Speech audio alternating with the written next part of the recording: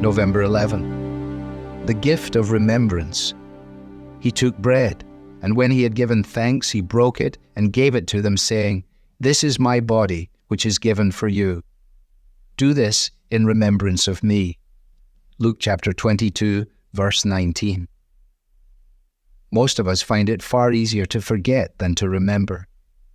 That is why nations feel the need to build war memorials, monuments, and museums, so that as generation follows generation, the significance of an event is not lost over time.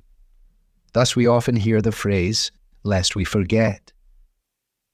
Many times throughout the Bible, the people of God are called to remember events and put in place certain memorials to aid with that recollection.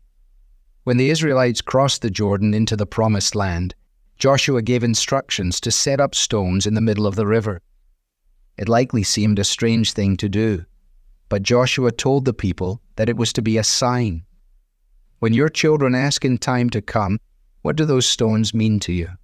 then you shall tell them that the waters of the Jordan were cut off before the ark of the covenant of the Lord. When it passed over the Jordan, the waters of the Jordan were cut off. So these stones shall be to the people of Israel a memorial forever. Simply looking at these stones would help God's people recall His faithfulness and provision as He led them into the spacious land He had promised and prepared for them. Centuries later, as the book of Esther explains, Mordecai established Purim, the Feast of Lots, in order to commemorate the days on which the Jews got relief from their enemies, and as the month that had been turned for them from sorrow into gladness and from mourning into a holiday. The Jews were to rejoice in their deliverance by sending provision to one another as an indication of God's kindness, and as a way of passing on some of His generosity to those who needed God's gracious compassion. We too are given a practice of memorialization. Jesus not only bore the punishment we deserved and opened the way for us to enjoy eternal life, but He also gave to His followers a simple meal to help us remember what He has done. Every time we celebrate the sacrament of the Lord's Supper, we do so in remembrance of Jesus, who has faithfully provided our salvation and has turned our sorrow into gladness.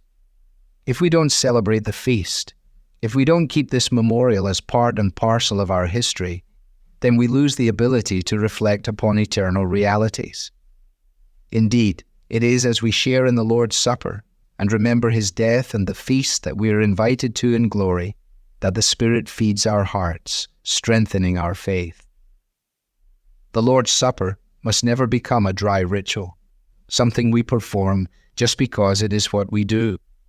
It must always point us away from itself and away from ourselves to the great rescue at the cross. And in between our celebrations of the supper, we are still called to remember. For the more we call Jesus' loving, atoning death to mind, the more we will remember who we are and whose we are, and the more joyful and worshipful we will be. So how will you remember today that you have a Lord whose body was broken for you?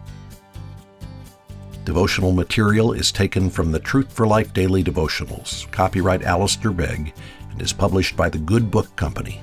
This reading was digitally created by Truth for Life and is used with permission. For more clear, relevant Bible teaching, visit truthforlife.org.